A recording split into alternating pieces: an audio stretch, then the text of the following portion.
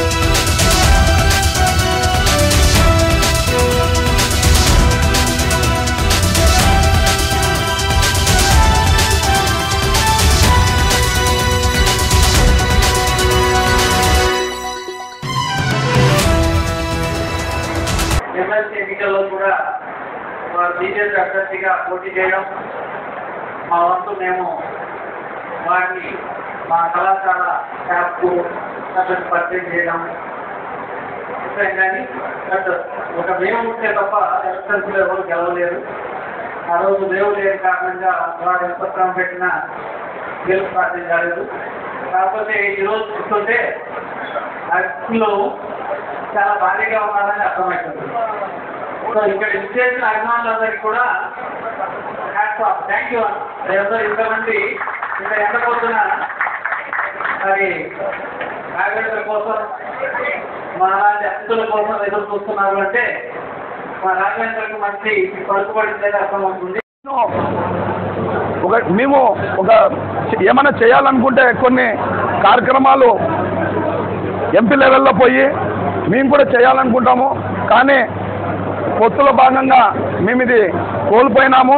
దానికి నేనేం బాధపడను. కానీ ప్రజలకి ఖచ్చితంగా ముందరుండి వాళ్ళకి ఏం కావాలనో తెలుసుకొని మేము కూడా మా వంతు ప్రయత్నించి కేంద్రం నుంచి కర్నూలులో విపరీతమైన ఇబ్బందులు పడుతున్నారు జనాలు.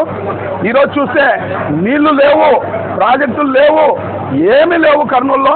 అలాంటి ప్రాజెక్టులు మేము ఖచ్చితంగా తీసుకొని వస్తాము. బీజేపీ సంకల్పము ప్రాజెక్టులు తీసుకొని రావడము, ప్రజలకి 100% అది సాటిస్ఫై చేయడం అనేది బీజేపీ సంకల్పము. అలాగే నరేంద్ర మోడీ గారి పథకాలు సంబంధించిన రోడ్లు కానీ ఏది కానీ అందరికీ ప్రజలకి తెలియజేస్తూ వాళ్ళ స్కీములు కానీ ముందరికి తెలియజేసుకుంటూ పోతాము.